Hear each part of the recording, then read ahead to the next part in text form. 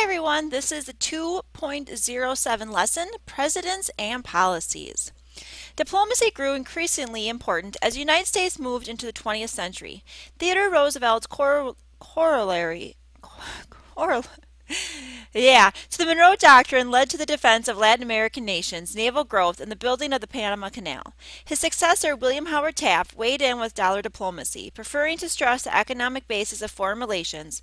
Woodrow Wilson, following Taft, looked toward world peace as a function of U.S. global leadership. Goals for this lesson: identify elements of Theodore Roosevelt's philosophy and his foreign policy, identify Taft's dollar diplomacy, and describe Woodrow Wilson's goals for diplomacy and his international policies as presidents. So we're going to be focusing on these three presidents: Teddy Roosevelt, William Howard Taft, and Woodrow Wilson.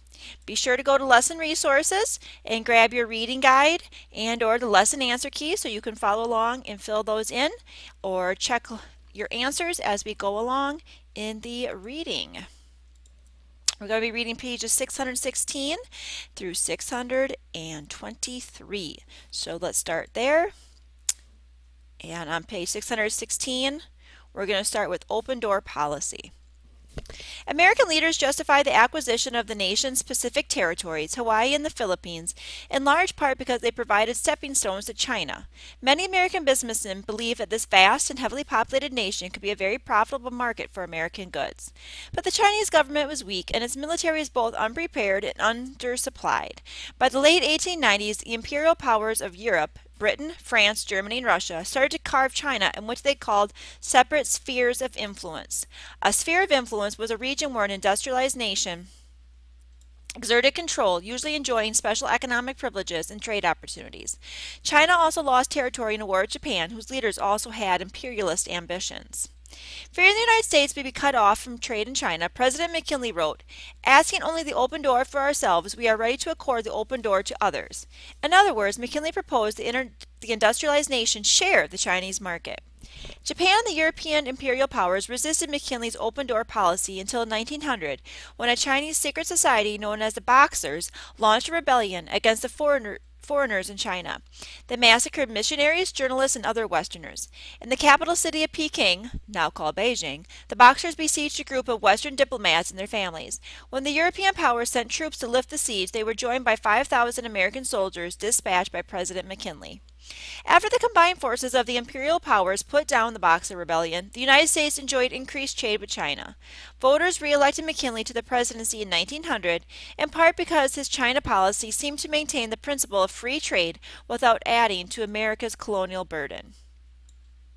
And here's just a picture of the U.S. infantry on the palace grounds in Beijing after the Boxer Rebellion. How three presidents shaped American foreign policy, which will be the focus of today's lesson, these three presidents. Let's look on the side here. Domestic concerns are internal affairs of a nation. So when we talk about domestic policies, it means one concerning just the United States, things going on in our own country. Foreign policy is our dealings with other nations. An earlier chapter examined the domestic policies of three presidents, Teddy Roosevelt, William Howard Taft, and Woodrow Wilson, during the era of progressive reform. How these presidents approached foreign affairs in a time of growing American strength and ambition. Theodore Roosevelt's contradictions. Before becoming president, Theodore Roosevelt had an active and varied public career.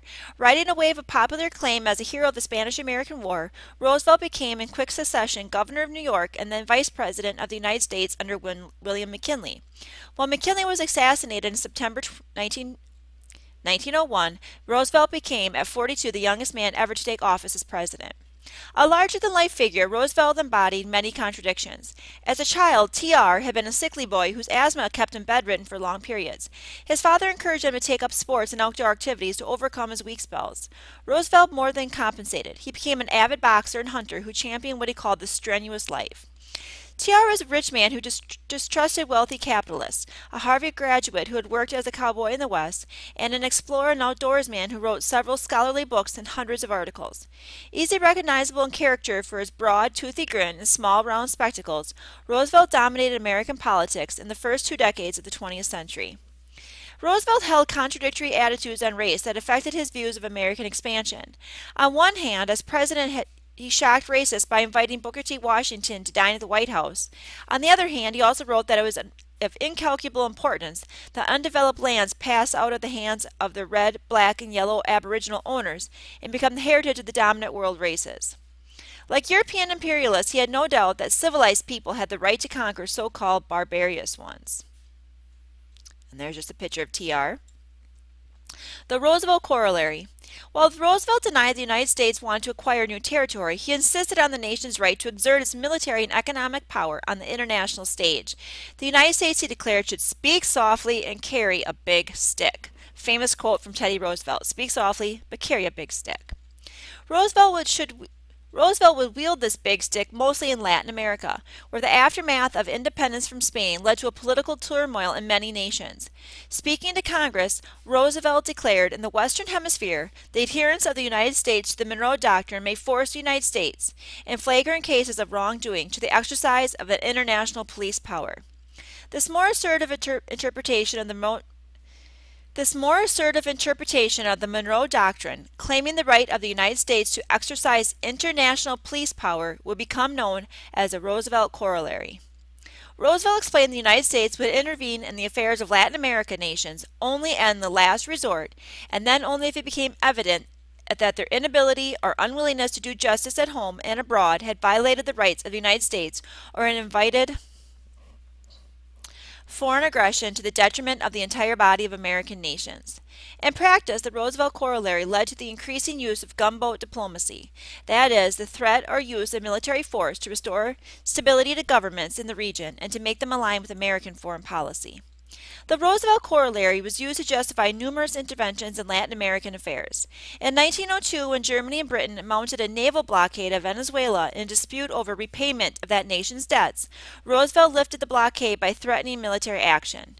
In 1904 to 1905, in the midst of a similar quarrel over debts owed by the Dominican Republic, Roosevelt pressured the Dominican government into letting the United States take control of the country's finances. Later, when political unrest in Cuba threatened American economic interests there, Roosevelt sent to the Marines who occupied the island from 1906 to 1909. The Panama Canal.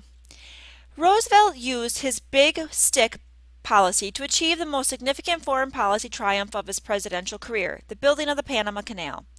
At the narrowest point of the Isthmus of Panama, an isthmus is a narrow strip of land connecting two larger land areas, a geography term for you.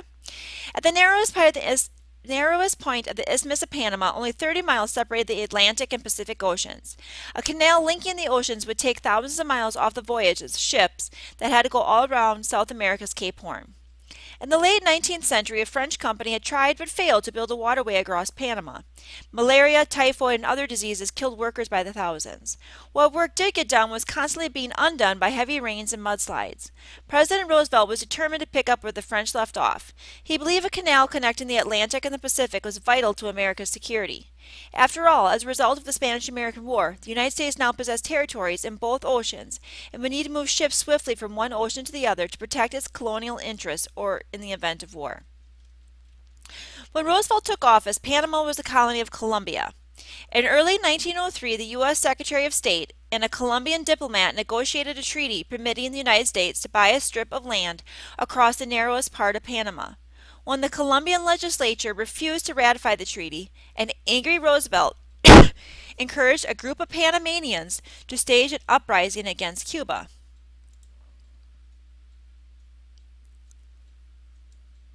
Roosevelt sent American warships to support the revolutionaries. The Americans said they were there to protect their railroads in a land threatened by revolution, but their main purpose was to prevent Colombian troops from marching to Panama City. Colombia quickly withdrew its forces from Panama, which declared itself an independent republic. In November 1903, the new Panamanian government sold the United States a 10-mile-wide strip of land for the planned canal. The agreement gave the United States the right to possess the so-called canal zone in perpetuity, which means forever. The construction of the canal, which took about 10 years, was one of the greatest engineering feats in history. Using shovels, dynamite, and rock drills, the laborers dug up 338 million tons of rock and soil, carted away by a railroad employing 570 trains a day. The workers poured millions of yards of concrete for the locks designed to raise and lower ships as they passed through the canal. The Panama Canal cost $350 million to build. It also took a severe toll on human lives. 5,609 workers died in accidents or were killed by tropical diseases. Upon the completion of the canal, ships that once took weeks to travel between the Atlantic and the Pacific could make the voyage in hours. The United States owned a waterway of immense military and economic significance. Roosevelt said that building of the canal was by far the most important action I took in foreign affairs. And here's a picture. Let's look at the caption. Construction of the Panama Canal, a historical feat of engineering, required 10 years and tens of thousands of workers. And I just want to flip back to the previous page and look at this excerpt here. The cartoon, first of all, a 1903 cartoon illustrates that as far as Roosevelt was concerned, a canal across the Isthmus of Panama would become a reality regardless of the Colombian legislature's stance. And it's showing Roosevelt there, bigger than life, digging his way, dumping the rock on Colombia, the soil, the rock, and paving his way right through. And let's read this caption here, The Great White Fleet. As a disciple of Alfred Thayer Mahan, author of The Influence of Sea Power Upon History, 1660 to 1783, and as a former Assistant Secretary of the Navy, President Theodore Roosevelt fervently believed in the importance of a strong Navy. In 1907, he ordered a fleet of 16 battleships and 4 destroyers to sail around the world to demonstrate America's military might. The 14-month journey of this great white fleet, so called because the ships' hulls were painted a dazzling white, awed America's rivals and convinced Congress to appropriate even more money for warships. By the end of Roosevelt's administration, the United States had the second most powerful navy in the world after Great Britain's. Okay, let's go back here now to Taft's dollar diplomacy. In 1909, William Howard Taft succeeded Roosevelt as president. A lawyer by training, Taft had much less assertive personality than Roosevelt. In foreign policy, he believed in extending American influence through business deals rather than by force, substituting dollars for bullets.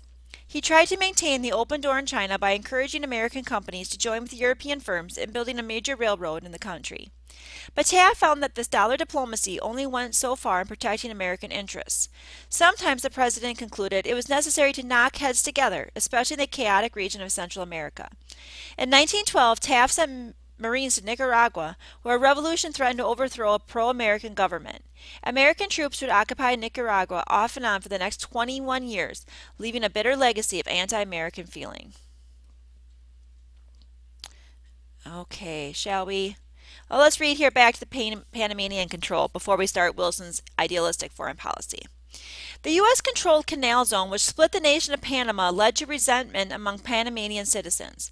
In the 1960s, Panamanians staged anti-American riots.